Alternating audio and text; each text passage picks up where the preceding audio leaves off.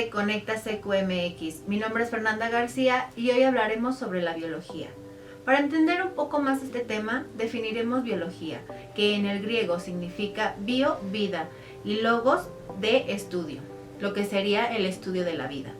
Como podemos percibir, en nuestro mundo estamos rodeados de vida, ya sea vegetal, animal y personas como nosotros, pero estas tienen una clasificación.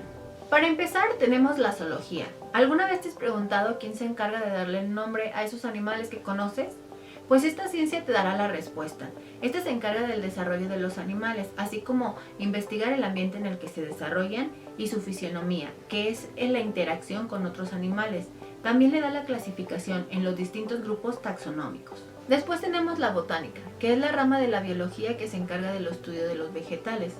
Esta rama nace en la Edad Medieval, cuando descubren que las plantas tienen propiedades curativas.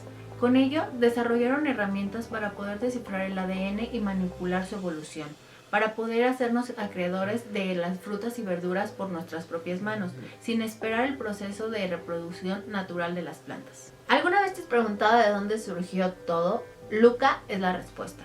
Este ser existió hace más de 3.500 millones de años, siendo el ser más importante en la historia, ya que es el organismo por el cual existen todos los seres humanos. Para el siguiente dato me va a permitir leer y poder aportarlo de manera más certera.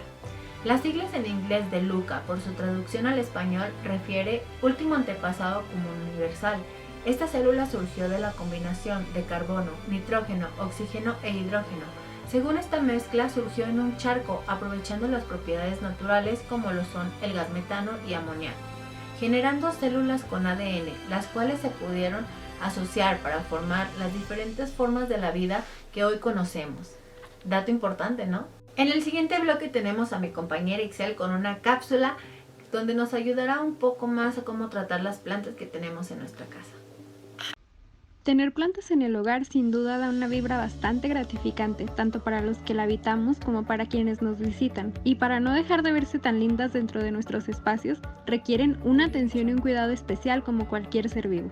Te presentamos 6 tips básicos para el cuidado de las plantas en interiores. 1. La ausencia de luz suficiente es una de las razones más habituales por las que una planta te puede mostrar su peor cara. No todas aceptan esta situación de la misma manera, pero como norma general, las plantas de interior han de colocarse cerca de una ventana, balcón, vidriera o galería, con luminosidad suficiente para poder realizar su función más vital, la fotosíntesis. Pero cuidado, los rayos del sol no deben tocar nunca las hojas directamente o se quemarán. Este es otro error frecuente que debes tener en cuenta. 2. Las plantas de interior, al tenerlas dentro de casa, necesitan un riego menos frecuente. Estamos acostumbrados a hidratar en abundancia las plantas del jardín o la terraza cuando llega el verano, para después reducir de forma notable la frecuencia en el invierno. Debe ser así, es lo correcto, por efecto de la intemperie, pero las plantas de interior se encuentran más protegidas y no acusan tanto las estaciones. No quiero decir que no tengas que aumentar la dosis de agua en la época de más calor, deberás hacerlo, es evidente, pero en menor medida de lo que se esperaría en una planta de exterior. 3. El anterior consejo es muy apropiado para ciertas plantas de interior. Las plantas adoptadas en nuestras casas son especies en su mayoría tropicales, que gustan de un alto índice de humedad. Es evidente que las condiciones en una vivienda distan mucho de simular el trópico, pudiendo las plantas aquejar algunos inconvenientes. Las hojas con puntas secas es el síntoma más habitual, pero lograrás evitarlo con algo de cariño. Las pulverizaciones frecuentes suelen funcionar. Procura mojar solo las hojas, evita tocar las flores. 4. Los cambios bruscos de temperatura o las corrientes de aire son otro problema habitual para las plantas de interior, que supone con frecuencia la pérdida de sus hojas. Los radiadores o el aire acondicionado son factores importantes a tener en consideración. Su proximidad puede exceder lo admisible para ellas. 5. El trasplante a una maceta mayor será evidente con el crecimiento de la planta, excepto en algunas especies como la orquídea. No es bueno que las raíces se encuentren apretadas, tienden a enrollarse al buscar cómo crecer y acaban por ocupar todo el espacio quedándose sin aire. 6. Las reservas en el sustrato se agotan pronto, sin embargo hay que seguir alimentando la planta. Las carencias de nutrientes se harán evidentes si no se toman las medidas necesarias.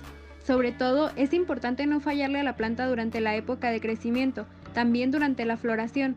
Desde la primavera al otoño puedes utilizar abono líquido cada 15 días, junto con el agua de riego. Atiende las indicaciones del envase, no te pases con la dosis o quemarás las raíces.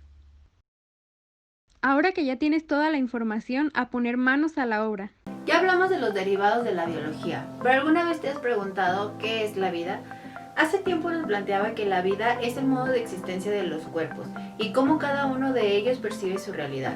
Es por ello que el estudio se vuelve un poco más complicado. ¿Te imaginas investigar cada una de las mentes de las personas que habitamos la Tierra, sin contar la influencia de la sociedad?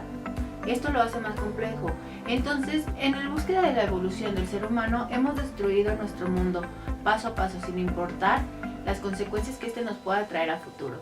Es por ello que hablaremos también un poco sobre la ecología. La ecología es la ciencia que estudia la interacción entre los organismos y el medio ambiente. Nosotros, a diferencia de los animales, en el paso que vamos evolucionando, destruimos todo nuestro alrededor. A comparación, los animales, entre más evolucionan, crean un proceso de evolución también para el entorno en el que se están desarrollando.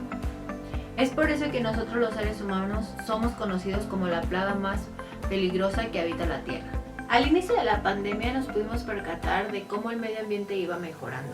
No solo eso, sino en las redes sociales se compartían diversos videos donde los animales volvían a su hábitat natural.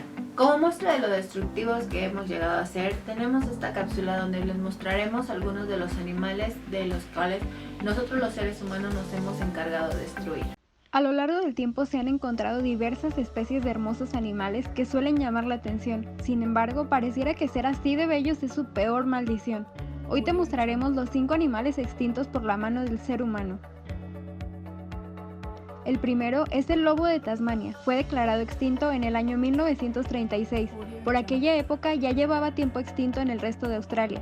Culpados a menudo de los ataques a ovejas, se llegaron a ofrecer recompensas por su caza. Ello, junto a la reducción extrema de su hábitat y la extinción de sus presas comunes, provocó su desaparición. En segundo lugar tenemos la pantera nebulosa de Formosa. Esta especie, extinta en los años 90 y clasificada de esta forma en 2013, fue obligada a cambiar su zona de hábitat ante la destrucción de su ecosistema, lo que se resolvió en una reducción drástica de su población durante la década anterior. Su caza furtiva en la isla de Taiwán también provocó su desaparición. En tercer lugar, el sapo dorado.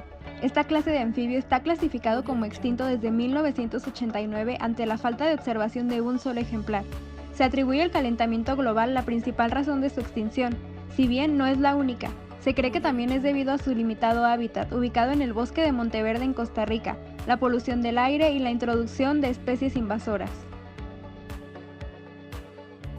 El cuarto es la foca monje del Caribe. Es la única foca que habita en aguas tropicales y su hábitat estaba presente en parte de Centroamérica y Sudamérica.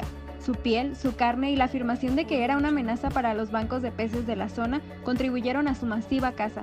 Si bien el animal era dócil e inofensivo, fue declarado extinto en 1994. Por último, encontramos al rinoceronte negro occidental, una subespecie poco común del rinoceronte negro, declarada extinta en el año 2011. La razón de su desaparición se debe de forma fundamental a la caza furtiva en el África occidental. Aún con las medidas de conservación tomadas para aumentar su población que creció en los años 80, su matanza ilegal provocó que solo quedaran 10 ejemplares al principio del milenio. Espero hayas aprendido un poco más sobre nuestro origen y cómo la Tierra ha evolucionado hasta este momento. Y también a valorar un poco el espacio en el que nos encontramos, ya que somos los depredadores más peligrosos para la Tierra. Esto fue Conecta CQMX, mi nombre es Fernanda y te esperamos en un siguiente programa. Bye.